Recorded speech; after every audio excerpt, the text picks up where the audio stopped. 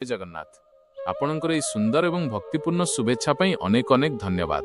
महाप्रभु श्री जगन्नाथଙ୍କ अपार कृपा आपणଙ୍କ उपरे एवं आपणଙ୍କ परिवार उपरे सदा सर्वदा बजाय रहू। तिरुपति बालाजी और श्रीक्षेत्र जगन्नाथ धाम मध्यरे एक गभीर आध्यात्मिक संपर्क रही।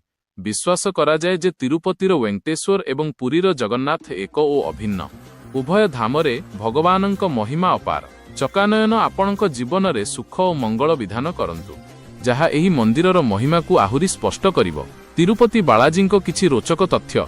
शेषाचलम पहाड़ तिरुमलारे 7टी पहाड़ रही, जहाकू भगवान शेषनागଙ୍କ 7टी फणा बोली कुहाजाए। एथिमध्यरु वेंकटाद्रि पहाड़ उपरे प्रभुंको मंदिर अवस्थित। अद्भुत मूर्ति। कुहाजाए जे प्रभुंको मूर्तिर पछपटे कान लगाई शुणिले समुद्रर ढेउ शब्द शुणा जाए। एपरिकी प्रभुंको पछपट सबुबेले ओदा रहिथाए बोली विश्वास करा जाए। अखंड दीप मंदिर गर्भगृह थिबा दीपगुड़िक केबे हेले लिभि न थाए। एहा केबेठारु जळुछि ताहार कौनसी सठिक प्रमाण नाही। प्रसाद लडू तिरुपतिर लडू प्रसाद विश्व प्रसिद्ध। एहाकू जीआई टैग जियोग्राफिकल इंडिकेशन मध्य मिलिछि, जहार अर्थ एही स्वादर लडू अन्य केउठी मिलिबा असंभव। तिरुपति श्री वेंकटेश्वर मंदिरर इतिहास अत्यंत प्राचीन एवं गौरवमय। एही मंदिरर निर्माण और विकास पछरे कौनसी जणे व्यक्ति बा गोटिए राजवंशर हाथ नाही, बरं शताब्दी धरी विभिन्न शक्तिशाली राजवंश एहार सेवा और विकास रे निजकु नियोजित करिसंती। निम्नरे मंदिर इतिहास रे मुख्य भूमिका ग्रहण करिथिबा राजवंशगुड़िक विषय सुचना दियागला। 1. पल्लव राजवंश पालावा डायनास्टी। प्राय जम शताब्दी पल्लव राजा माने एही मंदिरर प्रथम विकास करिथिबा जणा पड़े। कांचीपुरमर पल्लव शासक माने मंदिरर परिचालना और सौंदर्यकरण पई अजस्र सुना और भूमि दान करिथिले। 2. चोल राजवंश चोला डायनास्टी। धद्धमरु धनस शताब्दी मध्यरे चोल राजा माने तिरुमला मंदिरर बहुत उन्नति करिथिले। सेमानंक शासन कालरे मंदिरर गठनशैली रे द्राविड़ स्थापत्य कलार छाप देखिबाकू मिलिथिला। 3.